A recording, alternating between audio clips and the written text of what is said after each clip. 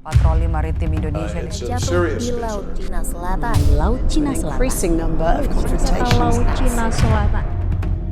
Good news guys, Jepang lagi nyiapin 5 jalur laut alternatif yang lewatin Indonesia dan Filipina. Buat apa? Buat hindarin Laut Cina Selatan atau kalau sekarang kita sebut dengan Laut Natuna Utara yang sekarang ini nih udah makin panas. Dan ini bukan cuma cerita soal Jepang cari jalan lain guys. Karena kalau jalur alternatif ini bener-bener rame nih dipakai sama kapal dagang seluruh dunia internasional, Indonesia itu jadi punya peluang besar, punya kesempatan besar buat ikut nikmatin duit yang berputar di situ. Bukan cuma dari kapal yang lewat, tapi dari pelabuhan, logistik, bahan bakar kapal, sampai jasa-jasa maritim lainnya. Indonesia bisa cuan di situ. Dan cuannya berapa banyak? Indonesia tuh punya potensi cuan sampai ratusan triliun. Loh kok bisa? Nah makanya kalau lo penasaran jangan skip video ini. Let's check this out. Jadi guys, Jepang ini baru-baru ini ngumumin kalau mereka itu lagi nyiapin 5 jalur laut alternatif yang ngelintasin Indonesia dan Filipina. Karena ngelihat situasi di Laut Natuna Utara ini udah makin panas. Tapi guys, Jepang ini bukan lagi gali kanal atau bangun jalur laut baru ya. Jepang ini pengen bikin jalur yang udah ada jadi lebih aman dan juga jadi lebih mudah digunakan sama kapal-kapal besar, kapal-kapal tanker. Caranya gimana? Yang pertama itu mereka pengen bikin peta laut dengan tingkat ketelitian yang jauh lebih tinggi. Yang kedua, mereka pengen ngukur kedalaman dan kondisi dasar lautnya. Yang ketiga, mereka pengen memetakan karang-karang, beting atau sedimentasi dan titik-titik yang berbahaya, zona-zona rawan atau juga perbatasan laut. Yang keempat, mereka ini bakal memasang atau memperbaiki alat-alat bantu navigasi. Nilai proyeknya berapa? Nilai proyeknya ternyata fantastis juga. Nilai proyeknya itu sampai 12,3 juta US dollar. Ya kira-kira setara 200 miliar rupiah lah. Kenapa penting bagi Jepang buat ngukur kedalaman dan kondisi dasar laut? Buat informasi aja nih guys. Tiap kapal dagang nih yang bawa barang-barang dagang nih punya syarat-syarat buat bisa lewatin lautan bebas. Contohnya nih, kapal tanker raksasa nih atau VLCC nih yang panjangnya sekitar 330 meter, draftnya itu 20-22 meter. Itu butuh kedalaman minimal lautnya itu ya sekitar 25 meter. Kapal kontainer besar yang draftnya itu sekitar 15-16 meter, itu butuh kedalamannya sampai sekitar 18-20 meter. Nah terus kalau kapal kargo besar yang draftnya sekitar 12-18 meter ini butuh kedalamannya sampai sekitar 14-20 meter. Ya semuanya tergantung ukuran sama muatan lah ya. Nah 5 jalur yang sedang disiapkan Jepang ini apa aja sih? Jalur yang pertama itu jalur Selat Sunda nih, ini ngelewatin ya jelas wilayahnya Indonesia. Nah jalurnya ini sebagai alternatif langsung buat menghindari Malaka, Singapura. Nah jalur kedua itu ada Selat Maluku, ini ya lagi-lagi ngelewatin Indonesia tapi bagian timur ya. Dan ini punya peran strategis yaitu ini sebagai koridor antara Sulawesi dan Halmahera buat menuju mana? Menuju Pasifik. Yang ketiga ada Selat Ombay. Nah kalau yang ini melewati 2 negara yaitu Indonesia dan Timor Leste. Nah jalur Selat Ombay ini punya peran strategis apa? Nah kalau jalur Selat Ombay ini merupakan jalur laut dalam dari Samudra Hindia sampai menuju Indonesia Timur. Yang keempat, Jepang ini nyiapin jalur Surigao Strait ini melewati Filipina.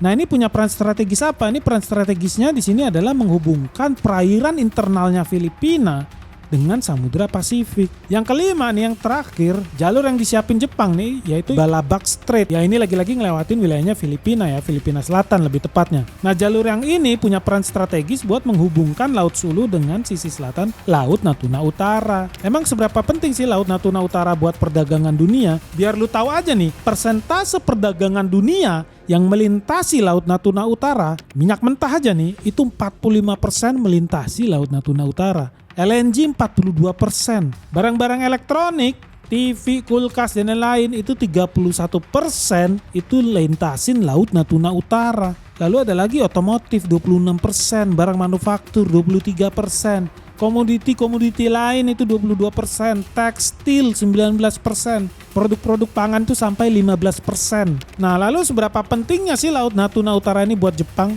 Ternyata nih guys, 99,6% volume perdagangan Jepang itu diangkutnya lewat laut, bukan lewat udara. 42%-nya itu lewat Laut Natuna Utara. Jadi bayangin aja kalau lu punya bisnis, terus hampir setengah distribusi barang lu itu bergantung sama satu jalan. Ya selama jalannya aman sih ya nggak masalah ya. Tapi kalau jalan itu mulai rawan konflik nih, ada perebutan perebutan wilayah, kapal militer sering muncul, sering nongol, tiba-tiba nongol, nyembur air lah, nembak misil lah. Ya tentunya lu mulai mikir, gue punya jalan alternatif nggak selain lewatin nih jalur ini? Ya dan kurang lebih itulah posisinya Jepang sekarang. Lu tahu nggak berapa nilai perdagangan Jepang yang lewatin Laut Natuna Utara? Ternyata angkanya sangat fantastis guys. Buat ekspornya aja nih, itu sampai sebesar 141 miliar US dollar. Atau kurang lebih ya 2.400 triliun rupiah lah. Impornya itu sampai 98 miliar US dollar. Kalau kita rupiahin ya kurang lebih sekitar 1.600 triliun. Kalau kita jumlahin tuh maka total perdagangan Jepang yang lewat Laut Natuna Utara itu ada sekitar 4.000 triliun rupiah guys. Ngeri banget angkanya. Sementara kalau kita asumsikan berdasarkan negara-negara tujuan ekspor dan impor Jepang nih, yang lewatin Laut Natuna Utara ini di tahun 2024 aja ya. Ke Hong Kong ekspornya Jepang tuh sampai 96 triliun rupiah. Ke Thailand 300 triliun rupiah. Singapura 130 triliun rupiah. Vietnam 180 triliun rupiah. Malaysia 130 triliun rupiah. Ini semua yang lewatin Laut Natuna Utara ya buat ekspornya Jepang ya. Totalnya itu sampai 857 triliun rupiah. Kalau impornya Jepang nih dari Vietnam itu lewat jalur Laut Natuna Utara nih ya, itu nilainya sampai 347 triliun rupiah. Dari Thailand itu sampai 308 triliun rupiah. Dari Malaysia nih negara tetangga kita, negeri jiran, itu sampai 220 triliun rupiah. Total impor Jepang yang lewat Laut Natuna Utara di tahun 2024 itu sampai 876 triliun rupiah. Jadi nih total nilai perdagangan Jepang nih lewat jalur Laut Natuna Utara nih di tahun 2024, kalau kita total itu sampai 1.734 triliun rupiah. Jadi di situ kita bisa lihat ya betapa pentingnya Jepang tuh sampai harus melakukan diversifikasi jalur dagang, karena faktanya kayak Selat Hormuz nih saat ini ya, Laut Natuna Utara itu sekarang sering konflik yang nggak selesai-selesai, dan Laut Natuna Utara sampai sekarang masih jadi salah satu kawasan geopolitik paling sensitif di dunia. Kenapa? Karena Cina itu punya klaim wilayah, Filipina juga punya klaim, Vietnam juga punya klaim, Malaysia juga punya kepentingan di situ. Amerika Serikat jelas ikut-ikutan, masuk juga dalam agenda mereka kebebasan navigasi. Jadi dalam satu kawasan lo punya banyak negara dengan kepentingan-kepentingan masing-masing yang saling tumpang tindih. Di situ lo bisa lihat kalau sekarang Laut Natuna Utara udah jadi wilayah yang rawan. Dan dari perspektif perusahaan atau negara yang bergantung sama dagang, ya tentunya mereka nggak mau nunggu sampai konfliknya itu selesai. Karena kalau buat perusahaan atau buat negara nih, ya ada resiko kapal terganggu aja nih, nggak bisa lewat lah, harus nunggu ini itulah, premi asuransinya naik, pelayarannya dialihin atau waktu ngirimnya nambah, itu udah nambahin biaya ekonomi guys. Nggak bisa, jadi mereka harus segera cari alternatif. Dan ternyata nih Jepang bukan satu-satunya negara yang memperhatikan keseksian Ibu Pertiwi. Australia juga udah lama punya kepentingan strategis di kawasan ini. Bahkan sekitar 10 tahun lalu nih, 1 dekade lalu, udah muncul pembicaraan buat kerjasama patroli maritim antara Australia dengan Indonesia. Kenapa? Karena buat Australia, Indonesia ini posisinya luar biasa penting. Ya jelas kalau lu lihat peta, banyak jalur dari Samudra Hindia buat menuju kawasan Asia Timur itu harus ngelewatin atau berada dekat dengan perairan Indonesia. Makanya kerjasama dengan Indonesia buat Australia nih ini penting banget, bukan cuma sekedar hubungan basa-basi, hubungan diplomatik biasa. Indonesia itu secara geografis berada di tengah jalur yang hubungin 2 samudra dan 2 kawasan ekonomi raksasa, dan itu membuat posisi kita Indonesia itu jauh lebih strategis daripada yang sering kita sadarin.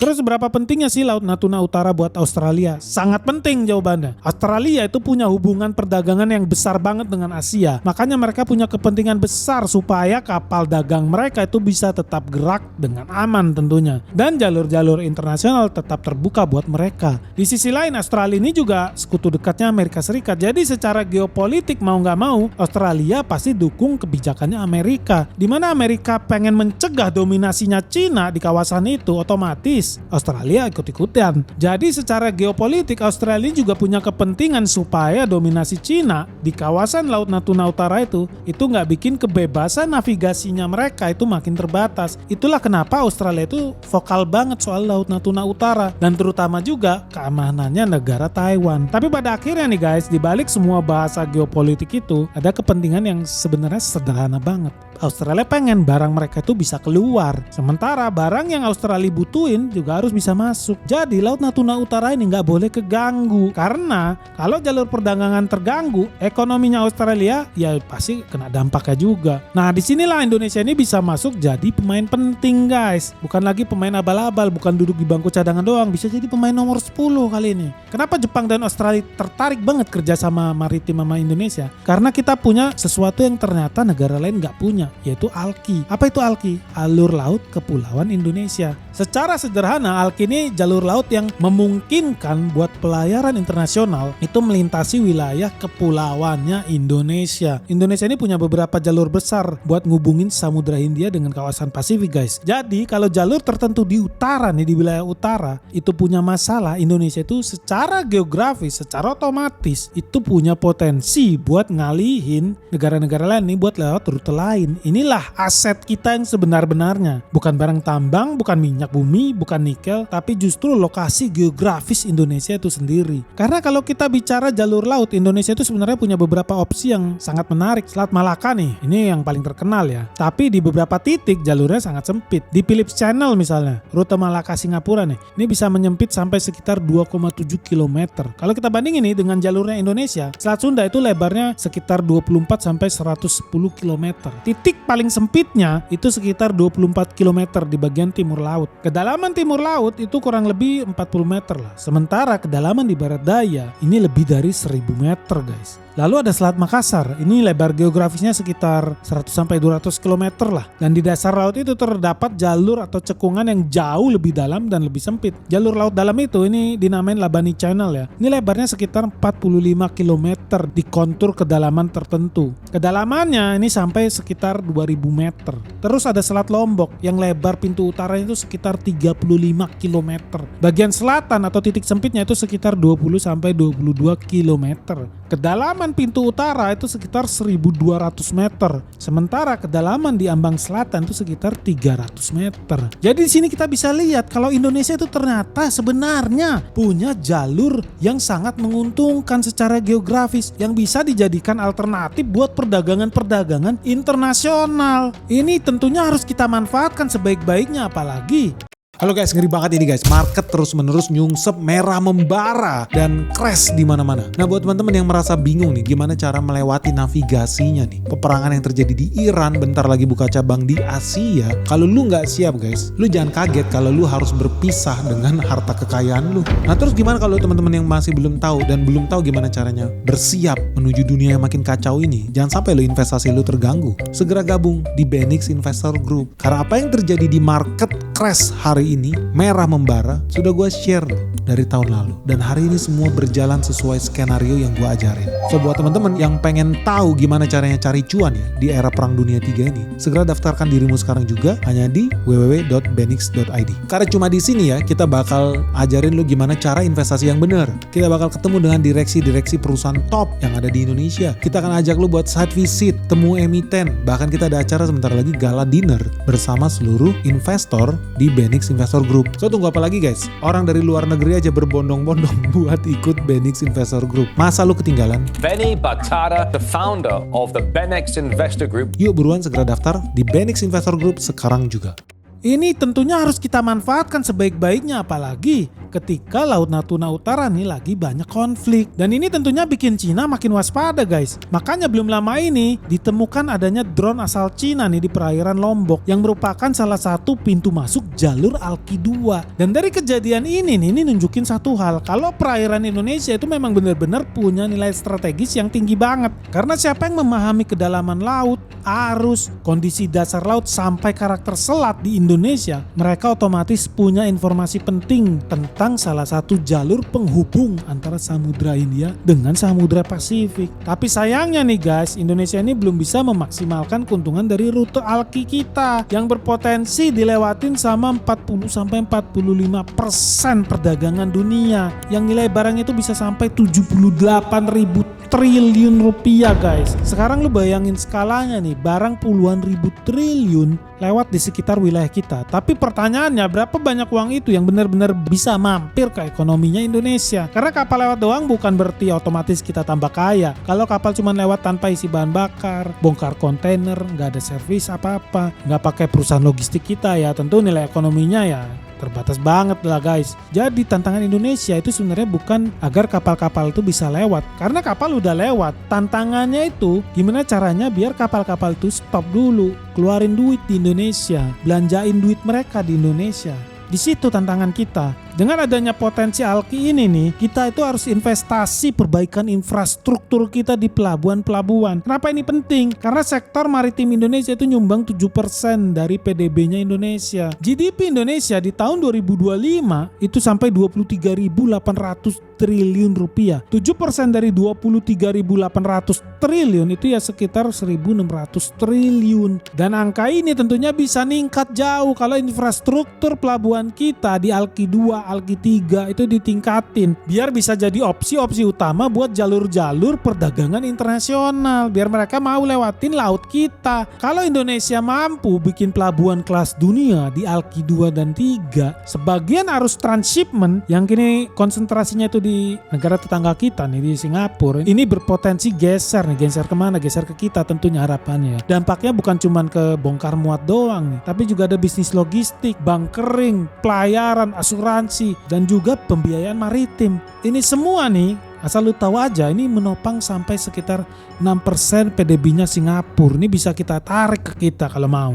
Dan lu tahu nggak GDP-nya Singapura di tahun 2025 itu sekitar 9.900 triliun rupiah. 6%-nya dari 9.900 triliun itu ya sekitar 597 triliun. Dan itu sebenarnya bisa kita serap. Dan sebenarnya nih tanda-tanda kalau sektor maritim ini mulai menarik nih ya, udah mulai kelihatan. Kenapa? Karena beberapa investor internasional ini udah masuk. Bahkan udah menunjukkan minat mereka nih terhadap pengembangan pelabuhan-pelabuhan di Indonesia. Ada Abu Dhabi Port, ini terkait dengan Makassar Newport, dan juga potensi kerjasama dengan Pelindo atau IPCC. Ada juga investor dari Spanyol nih buat pelabuhan Balong di Jepara, nilainya itu sampai sekitar 71 triliun. Lalu ada DP World, CDPQ, sampai Mas Pion di Gresik itu punya proyek sampai sekitar 17 triliun. Lalu ada lagi dari CME CGM itu di Batu Ampar Batam, itu nilainya sekitar 6,4 triliun. Artinya apa? Artinya ada modal-modal internasional yang udah ngelihat peluangnya. Nah sekarang pertanyaannya, kita ini bisa nggak ngehubungin investasi-investasi ini jadi satu ekosistem yang gede? Karena pelabuhan kelas dunia itu nggak cukup cuman punya dermaga bagus aja guys, butuh jalanan juga, butuh rel kereta, butuh kawasan industri, butuh sistem bea cukai yang cepat, teknologi, gudang, energi, sampai kepastian hukum juga harus jelas. Kalau semuanya nyambung, barulah Indonesia itu punya daya saing. Karena kita ini channel investasi ya. Kalau menurut kalian, emiten apa nih yang bakal diuntungkan? Terutama kalau Alki nih berhasil jadi hubnya jalur perdagangan internasional.